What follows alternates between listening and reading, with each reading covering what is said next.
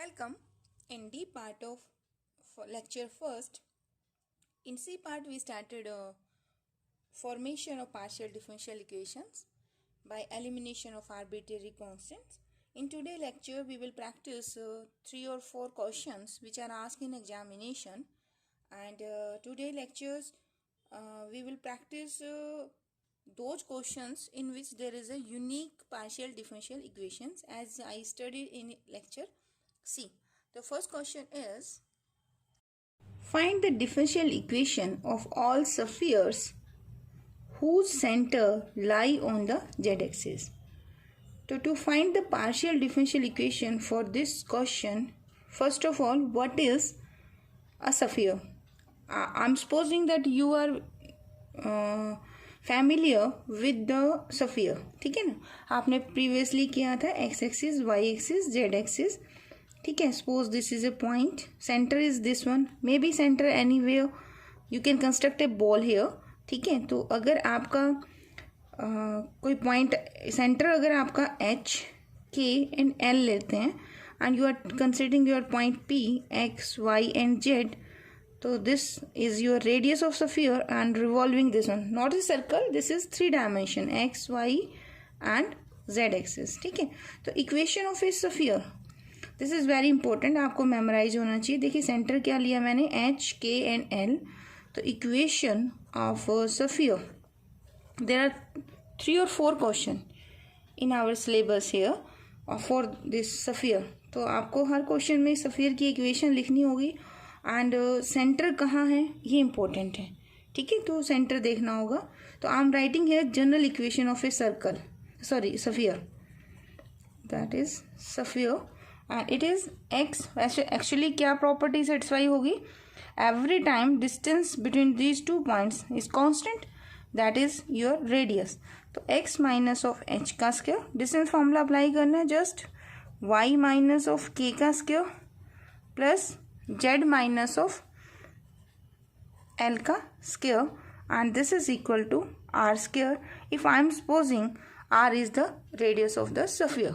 Now come to our question.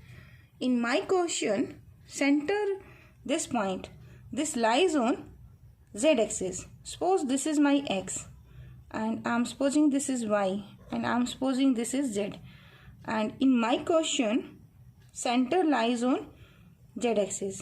तो आप बताएंगे इसके कोऑर्डिनेट क्या बनेंगे. If this is the centre of my sphere and x की वैल्यू ऑन z-axis कितनी होती है, दैट इज 0, y की भी 0 एंड जेड एक्सिस पे सेंटर हमने क्या लिया था, एल लिया था. तो यहाँ पे क्या रह जाएगा, जस्ट अब जेड एक्सिस पे कहाँ पे ये मेंशन नहीं है. ठीक है, एंड इन दैट केस अगर ये एल है तो ये डिस्टेंस भी कितना हो जाएगा, that is also L here. ठीक है, तो आपका रेडियस भी यहाँ कितना रहेगा, एल. तो equation of sphere for my question, equations of all spheres with centre on the Z axis will be given by this one. Just आप क्या करेंगे, इन place of h you will put 0, in place of k 0, l is l and radius कितना रहेगा आपका इस question में, वो भी देखो ना, ये डिस्टेंस है, बाकी कंट्रीब्यूशन एक्स वाई का तो है नहीं. तो radius in this case is your l. तो equation of your sphere with centre at 0 0 l and radius वो भी आपका l रहेगा. वैसे अगर आप इसे r भी ले लेंगे ना तो भी आपका आंसर सेम आएगा. रीज़न बिंग डेरिवेटिव करते हुए ये टर्म आपको इफेक्ट नहीं करेगी, बट क्योंकि x और y दोनों 0 है तो ये रेडियस जो हमेशा होगा वो हमेशा फिक्स ही हो जाएगा ना, l पे डिपेंड हो जाएगा. ठीक है, तो आप इसे l भी ले सकते हो. तो पुट दिस इक्वेशन. तो equation of family of sphere for my question is x square plus y square plus z minus l का square is equal to l square. तो आई रोट दिस इक्वेशन 1. ठीक है, now partially differentiate 1 with respect to x. तो partial derivative of x square कितना बन जाएगा, that is 2x. y square क्या होगा, कांस्टेंट, तो डेरिवेटिव पार्शियल डेरिवेटिव क्या आएगा, 0 and z minus L, z depend upon x है तो पावर आगे कम, तो 2z माइनस एल की पावर 1 हो जाएगा into derivative of inside term with respect to x. So it gives curly z by curly of x. ठीक है, तो from this 2 common cancel out, so you can write x plus z minus of L curly z by curly of x equal to 0. From this equation I wrote this one, z minus L curly z by curly x. This value is equal to, you take x on the right hand side, so it is 1, sorry minus x, so write it equation number 2. ठीक है. Now partially differentiate equation 1 with respect to second independent variable, that is your y. So partial derivative of x square, this is 0, y square partial derivative will be 2y plus power आगे 2 curly z minus curly L, 2 z minus L, and inside term का derivative क्या बनेगा, as in this case curly z by curly y is equal to L square का derivative क्या बनेगा, constant है ना, तो 0. ठीक है. तो here the value of this term, you take y on the right hand side, so I wrote this equation number 3. Now 1, 2 and 3, you want to find an expression in which there is no arbitrary constant, यानी कि L नहीं होना चाहिए. तो you can write here this one, z minus n, z minus L. So from second and third, calculate the value of z minus L. From second implies z minus L will be equal to minus x by curly z by curly of x. ठीक है. And equation number 3, from 3 you can write this one, z minus of L is equal to minus y by, ये term divide हो जाएगी, curly z by curly of y. तो write this 4 and 5. Comparing 4 and 5, दोनों को compare कर सकते हैं ना, दोनों की लेफ्ट हैंड साइड सेम है. So this expression will be equal to this one. So I wrote it here. This minus 2 minus cancel. Take this curly z by curly y on this side. So this is x curly z by curly y, and take this term with this, तो y curly z by curly x. और आप इसे किस form में लिख सकते हैं, as I told in the previous lecture, curly z by curly y किसे इंडिकेट करता है, क्या नोटेशन चलेगी अपनी, दैट इज आपको पता है ना, curly z by curly why this is Q, and curly z by curly of x this is P. आप देखो यहाँ थोड़ा लेंथी लग रहा है, अगर आप इसे पहले नोटेशन पुट कर लो ना तो आपकी कैलकुलेशन थोड़ी इजी हो जाएंगी. तो in next question I will use P and Q instead of writing curly z by curly of y. So your answer in the book will be of this form also. क्या x, in place of this you can write q, and you can take this is on the left hand side, so it becomes minus y, and curly z by curly x is p equal to 0. Minus इधर ले जाओ तो your py minus xq. This is the required answer. ठीक है. Future में हमें करना है solution of partial differential equation और डिफरेंट टाइप, जैसे हमने क्लासिफिकेशन की है. तो आपको मैं ऐसा क्वेश्चन दूंगी और इसका जो आंसर होगा वो इन फ्यूचर इस फॉर्म में आएगा. तो आपको फिर बताना पड़ेगा this is the equation of spheres with centre at the Z axis. ठीक है. तो एक क्वेश्चन तो हो गया. नेक्स्ट क्वेश्चन देखिए. Question is form the partial differential equation by eliminating the arbitrary constant a b from this expression. ठीक है. here आप ये भी कर सकते हैं कि डिपेंडेंट वेरिएबल कौन है z, इंडिपेंडेंट कौन है x एंड y. तो नंबर ऑफ इंडिपेंडेंट वेरिएबल्स, इनकी काउंटिंग कितनी है, that is 2, and number of independent variable that is x and y 2 है, and number of arbitrary constant और वो कौन कौन से आपके a and b that is 2. तो आपकी जो पार्शियल डिफरेंशियल इक्वेशन बनेगी ना that is unique here. Previous question में भी है वो l और l स्क्वायर करके ना, तो वहाँ पे भी आपका यूनिक केस बनेगा. ठीक है. तो इसमें क्वेश्चन को एक ये आपको आना चाहिए कि derivative of log to the base e अगर मैं यहाँ पे ए एक्स प्लस बी कर देती हूँ तो what is the derivative of this term, this is nothing but 1 by a x plus b, ठीक है ना, ये नीचे चला जाएगा इंटू में derivative of inside term with respect to x, so I got here ए।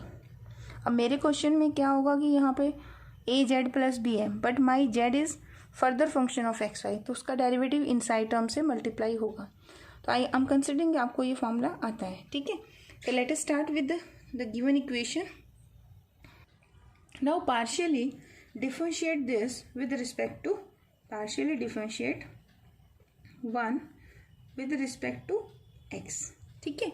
तो एक्स के साथ करेंगे तो क्या आएगा, log का 1 by A z minus 1 into में इनसाइड टर्म का डेरिवेटिव, इनसाइड टर्म कौन है आपकी, ए जेड माइनस 1, इक्वल की जगह इक्वल आएगा and derivative of x with respect to x will be 1 plus a y का derivative with respect to x क्या आएगा, दैट इज 0, तो no need to write it here, ठीक है। अब इसका डेरिवेटिव आप बताइए, ए इज ए कॉन्स्टेंट, ठीक है ना, आर्बिट्रेरी कॉन्स्टेंट कौन कौन से हैं आपके, ए एंड बी, तो यहाँ पे ए जेड का तो डेरिवेटिव किसका हो जाएगा, डिपेंडेंट वेरिएबल का, तो ये क्या बन जाएगा, this is curly z by curly of x, so this expression. अब आपको यहाँ पे क्या करना है, एक एक्सप्रेशन ऐसे फाइंड आउट करने हैं जिसमें ए और बी आपका नहीं है, that is the required answer, ठीक है। सो मैंने थोड़ा सा कैलकुलेशन वर्क में क्या किया, आई am using curly z by curly x is small P, ये मैंने प्रीवियस लेक्चर में भी आपको बताया था। तो to make my calculation clarity I am using curly z by curly x is p, so a into p I am taking this term here, so this term as it is, तो a p is equal to, ये term यहाँ चले गई, a z minus 1 and I am writing this is equation number 2, ठीक है। Now again differentiate partially, again partially differentiate 1 with respect to, ये यहाँ लिखना था आपको, ठीक है ना, again partially differentiate 1 with respect to y,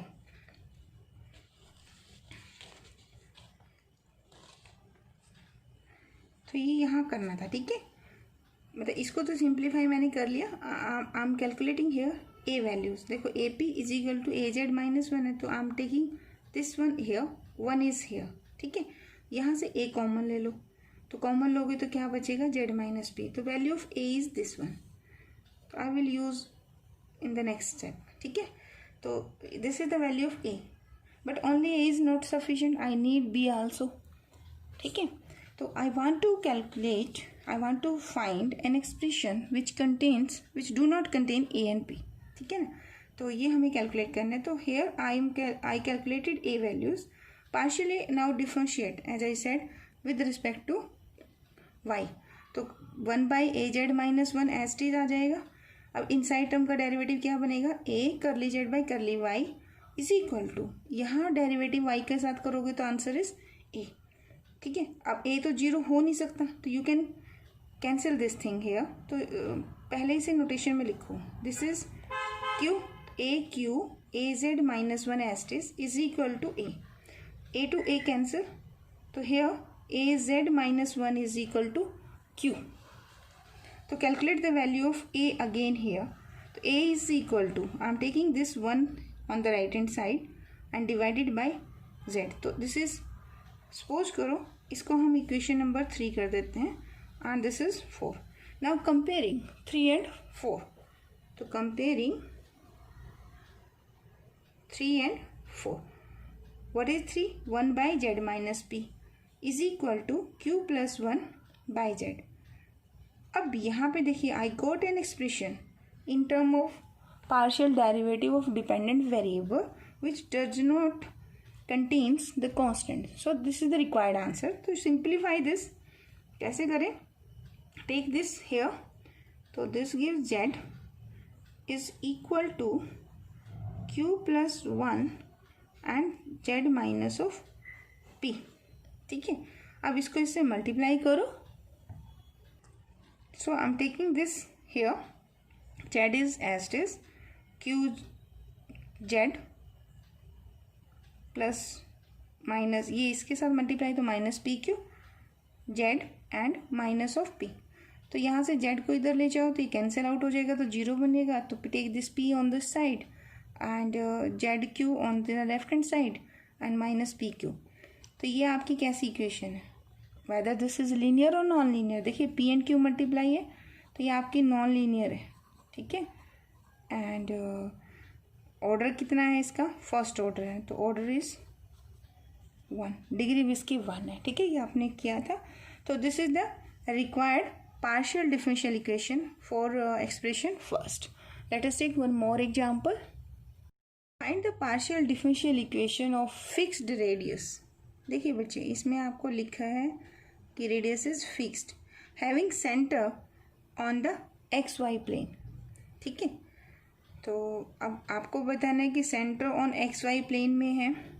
तो suppose this is x, this is y, this is z. Your center is anywhere here. तो सेंटर अगर आपका एक्स वाई प्लेन में है तो what is the centre here, centre will be h k and 0 and your radius r is fixed. Again how many constant, I have here 2 constants and how many independent variable, again 2, ठीक है। तो first of all write the equations of all spheres with the fixed radius r and center c and hk 0. So your equation is this one, clear? x minus h का square क्योंकि centre आपका h है, y minus कोई भी point आप लोगे ना sphere बनाते हुए तो उसके कोऑर्डिनेट क्या लोगे, x y एंड z, जो लाइन ज्वाइनिंग ही तो होगी इन दोनों पॉइंट्स की। तो x माइनस h का square plus y minus k का स्क्वायर प्लस z माइनस 0 का स्क्वायर इज जेड स्क्वायर, ठीक है। तो ये आपका जेड स्क्वायर भी आएगा यहाँ पर प्लस जेड माइनस 0 को जाएगा ना क्योंकि आपका थर्ड कोऑर्डिनेट क्या है, that is x y plane है तो जेड की वैल्यू हमेशा 0 होगी on this x y plane. So the equation of family of spheres having centre at h k with a fixed radius, this is very important point, radius is fixed so this is not an arbitrary constant। तो आपके arbitrary constant कौन से हैं, H and k. तो आपके number of independent variables that is h and k and number of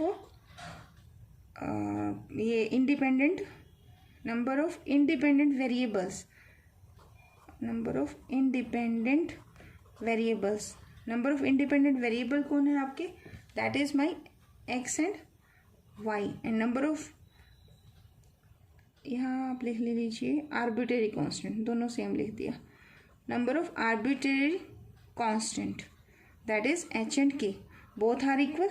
so your जो partial differential equation बनेगी that is of first order बनेगा आपका, कितने ऑर्डर की बनेगी, फर्स्ट ऑर्डर एंड यूनिक बनेगी, ठीक है। And that's why this question is very very very important, okay. अब हमें क्या करना है, I want to find an expression that contains the derivative of dependent variables and there is no constant terms. So first step is partially differentiate 1 with respect to x, ठीक है। तो यहाँ क्या बनेगा, 2 आगे x minus of h plus 2z curly z by curly of x is equal to 0. So here I can write x minus h is equal to minus, I am taking this on the side and using curly z by curly x क्या होता है, that is p, ठीक है। From here squaring both sides, तो I got x minus of h का square is equal to z square p square, ठीक है। तो I am writing this is equation number 2, this is now again partially differentiate 1 with respect to second independent variable that is y. तो इसका derivative क्या आएगा, that is 0 and derivative of this term will be 2 times of y minus of k plus again derivative of z square. Sometimes student क्या करते हैं, z square का derivative 0 कर देते हैं, z depend upon x, so you will write पहले Z square का derivative क्या आएगा 2z, फिर इनसाइड टर्म कौन है जेड, जेड का डेरिवेटिव क्या होगा करली जेड बाय किसके साथ डेरिवेटिव कर रहे हो वाई के साथ, r square is arbitrary fix constant है तो डेरिवेटिव इज 0। तो फ्रॉम हियर आपको क्या मिलेगा, यहाँ मिलेगा y minus of k is equal to, I am taking this on the side and cancelling your two value, तो करली जेड बाई करली वाई कौन है दैट इज q, एंड ये इसे लिखने की जरूरत नहीं है, इसका स्केयरिंग बोथ साइड कर दीजिए। क्या कह रही हूँ मैं, स्केयरिंग बोथ द साइड, तो I got here y minus of k का square is equal to z square q square and write this equation number 3। अब ऐसा करो x minus h y minus k का स्केयर, यूज दीज वैल्यूज, यानी कि second and third को use करो first में, ठीक है। तो आप जब इसे पुट करेंगे यहाँ पर तो what I got and the x minus h का square, your answer is z square p square, y minus k का स्केयर क्या बन जाएगा आपका that is z square q square is equal plus z square also, there is this term also ना z square is equal to r का square, ठीक है। Now z square is here, z square is here, z square is here, तो you can write this one, ठीक है। Answer हो सकता है आपकी बुक में ये आपका पार्शियल डेरिवेटिव फॉर्म में हो, कैसे होगा देखिए ये कर दीजिए, या फिर आपका आंसर कुछ इस फॉर्मेट में आ जाए कि z square and in place of this अगर curly z by curly x का होल स्क्वायर, तो बात एक ही है ना, this is our notation, I am using this one, so this is this. हो सकता है आपकी बुक में आंसर ये वाला हो, सम बुक्स में आंसर ये इस फॉर्मेट में भी हो सकता है, तो बोथ आर करेक्ट, सेम ही तो चीज़ है, जस्ट नोटेशन का डिफरेंस है, ओके। तो यूनिक सोल्यूशन मिला। One more question, very very very important question है, वो भी देखिए क्या है। The differential equation of all planes which are at a constant distance a from the origin, ठीक है। तो अब हमें पार्शियल डिफरेंशियल इक्वेशन कंस्ट्रक्ट करनी है ऑल द प्लेन्स, तो इसके लिए आपको पहले इक्वेशंस ऑफ प्लेन्स निकालनी है which are at a constant distance a from the origin. देखिए आपने कुछ ऐसा +2 क्लासेस में आपका चैप्टर होता था कि this is the plane and outward normal is denoted by n vector, ठीक है, डायरेक्शन के लिए, एंड ओरिजिन से आप इसका डिस्टेंस निकाल दे तो इक्वेशन ऑफ नॉर्मल कुछ ऐसे होती थी, r dot of n vector that is equal to d, d is the perpendicular distance from the origin to this plane, ठीक है ना। तो व्हाट इज द r कुछ ऐसे लेते थे आप, r वेक्टर अगर आपने किया हो xi yj and z of k, ठीक है ना, and n is the vector with direction cosines, direction cosines का मतलब यहाँ पे आपका यूनिट वेक्टर होता था, ठीक है। तो ये आप ऐसे लोगे तो this is li mj and z of k। अब ये यूनिट वेक्टर है तो इसका मैग्नीट्यूड जो होगा that is l square plus m square plus n square, l m n लिया ना तो n square, this is equal to 1, ठीक है। ये हमारी कंडीशंस है अगर l m n are the direction cosines, तो यूनिट वेक्टर होता था ये आपका, यहाँ कैप ही लगाते थे, ठीक है। तो इससे इक्वेशन क्या बनेगी अगर r डॉट n वेक्टर लेती हूँ मैं, तो I got here l x plus dot product आता है ना m y plus n of z is equal to, अब यहाँ आपके क्वेश्चन में डी जो है that is given to me is a, तो it is the required equation of the planes which are at a constant distance a from the origin, okay. तो लिखिए इसको। सो इनिशियल स्टेप क्या बना हमारा, equation of my planes which are at a constant distance a is equal to this equation number 1, ठीक है। Here l m n are the direction cosines. अब देखिए आपको ये बताना है कि हाउ मैनी आर्बिट्रेरी कांस्टेंट, अब जनरली आप कहेंगे l m n they are 3, तो number of arbitrary constants in this case कितने बनेंगे। देखिए आपको ये पता है कि ये l m n direction cosines हैं, तो as I wrote here l square plus m square plus n square, this value is equal to what 1। तो इट मीन्स एक कंडीशन आपको गिवन है ना तो आप इनमें से कोई एक वेरिएबल किन्हीं दो की फॉर्म में निकाल सकते हो. सपोज मैंने लिया एन स्क्र की वैल्यू क्या बनेगी, 1 minus l square minus of m square, ये बन जाएगी ना. तो आर्बिट्रेरी कांस्टेंट यहाँ पे कितने जाएंगे, दे विल बी 2. और नंबर ऑफ इंडिपेंडेंट वेरिएबल्स वो उनकी काउंटिंग कितनी है, again x and y, they are also 2. तो आपको जो पार्शियल डिफरेंशियल इक्वेशन इस क्वेश्चन में मिलेगी that is unique. There is no possibility कि किसी और का आंसर कुछ और जाएगा. ठीक है, अभी हम नेक्स्ट लेक्चर में करेंगे. नेक्स्ट लेक्चर में मैं सभी वो क्वेश्चन उठाऊंगी जिसके डिफरेंट बुक में डिफरेंट आंसर्स होंगे. उसका रीज़न होगा वो मैं लास्ट लेक्चर में डिस्कस कर चुकी हूँ, कमिंग लेक्चर में करेंगे. चलिए फिलहाल इस क्वेश्चन को करते हैं. Here differential equation will be unique. तो in place of 1 I will use this n की वैल्यू. तो n कितना आएगा, this n is equal to, यहाँ प्लस माइनस भी लिख सकते हैं. ठीक है, तो फिर आंसर उसके हिसाब से प्लस माइनस फॉर्म में चला जाएगा. I am solving this by taking plus sign. So this is l square minus of m square. So use this n here.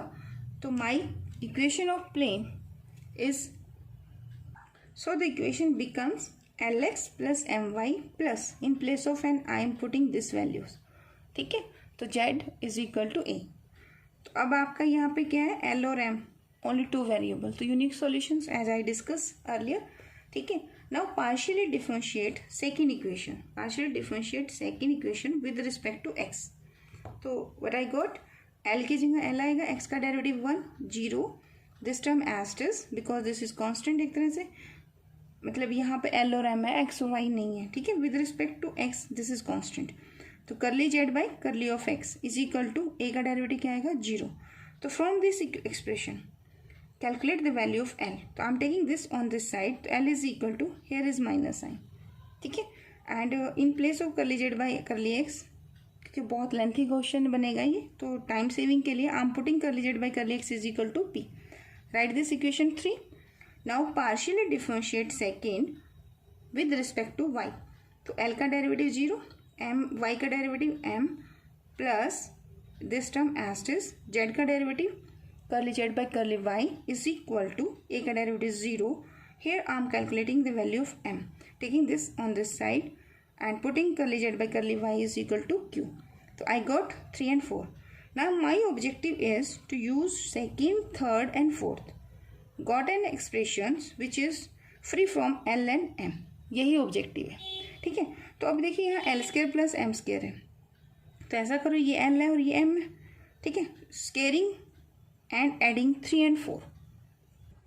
So I got L square plus M square is equal to 1 minus L square M square, this term P square plus Q square. तो I am taking this term outside, तो P square plus Q square.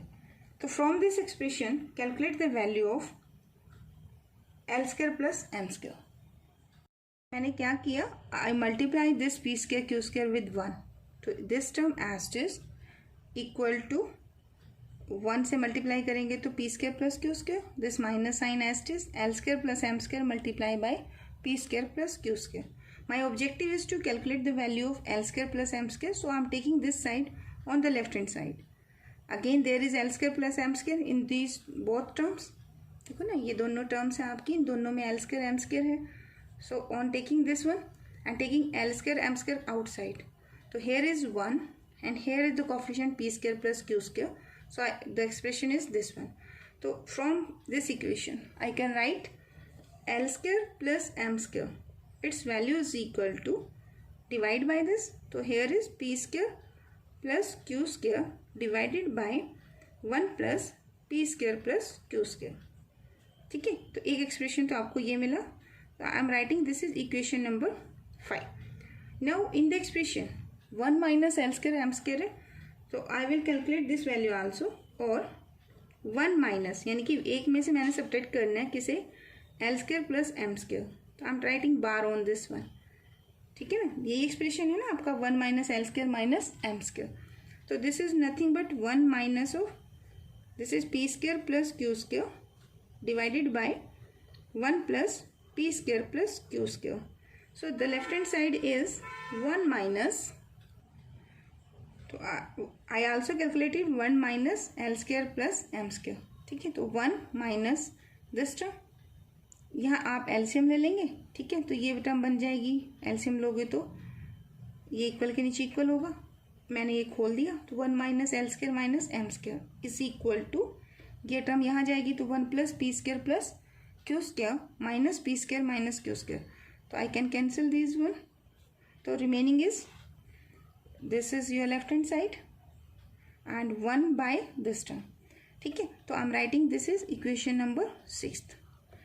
My objective is to find L and M, ठीक है। अब equation number 3 देखिए आपके पास, देखो मैंने क्या लिखा था 3 इक्वेशन में, दिस इज माई इक्वेशन 3। तो 1 minus L square plus m square यानी माइनस बाहर है, तो इसका अंडर रूट क्या होगा, ये टर्म का अंडर रूट। तो from here L is what, तो from 3 the expression for L is equal to minus this is under root of this term, तो I am taking under root of this, so this is 1 by under root of 1 plus P square plus Q square, ठीक है ना, in place of this term मैंने put कर दिया। और p की value क्या है, वो तो आपका p ही है, तो this is my l। And from fourth implies in 4 put the value of this one, so what is m, the value of m is minus 1 by, ये तो अंडर रूट है ना इसका, तो इसका अंडर रूट करोगे तो क्या मिलेगा आपको, 1 plus P square plus 1 plus P square plus Q square, है ना। और यहाँ आपका क्या है इक्वेशन 4 में, दैट इज क्यू है, तो ये आपका क्यू बन गया। तो there is l, there is m, and what is the value of n, 1 minus L square minus M square. इसका अगर मैं अंडर रूट करती हूँ तो आंसर क्या बनेगा, आल्सो 1 अंडर रूट ऑफ, जो मैंने अभी यूज किया, L square minus M square, ठीक है, under root of 6, this is nothing but 1 by under root of 1 plus P square plus Q square. तो you got the value of L M and under root of 1 minus L square M square without element, मतलब element तो आपके पास ही है। तो एक काम कीजिए, put all this values in equation 2, तो put these values in equation, कौन सी इक्वेशन पुट करोगे, सेकेंड में, ठीक है। तो on putting all this values in equation 2, देखिए एल की जगह पे मैंने पुट कर दिया रेड कलर में जो लिखा है, एक्स एज दिस, प्लस का प्लस, एम के प्लेस पे minus Q upon under root of 1 plus P square Q square, Y as this, plus sign, in place of this value I am putting this one जो मैंने अभी calculate किया था, ठीक है। तो this is 1 by under root of this Z is equal to A. अब इसको और सिंप्लीफाई हम क्या कर सकते हैं, just I can take this LCM and multiply this term by on the right hand side, ठीक है। तो here if you take the LCM here, तो this is minus P X minus Q Y plus का Z is equal to this. So यहाँ पे अगर आप फिर सिंप्लीफाई करोगे तो A under root of 1 plus P square Q square, दो स्टेप में इकट्ठे कर रही हूँ, ठीक है। तो एलसीएम लोगे इधर चला जाएगा and these are the minus signs, so this is p of x plus q of y, ठीक है। तो अभी मैंने आपको ना एक सॉल्यूशन करवाना है, वो कमिंग लेक्चर्स में होंगे, नेक्स्ट सेक्शन के अंदर है। तो ये इक्वेशन मैं उस दिन आपसे पूछूंगी, ठीक है। ये कोई पर्टिकुलर टाइप की इक्वेशन है जिसका कोई पर्टिकुलर नाम होगा, जिसका सॉल्यूशन आपको देना होगा, तो बड़ा इजीली आप उसे दे पाओगे, ठीक है। आज नहीं मैं आपको बता रही, तो I will ask in future in the class कि ये किसकी इक्वेशन है, ठीक है। तो this is the equation of a planes which are at a constant distance a from the origin, ठीक है ना। तो this is the required partial differential equation, okay. Thank you so much for watching.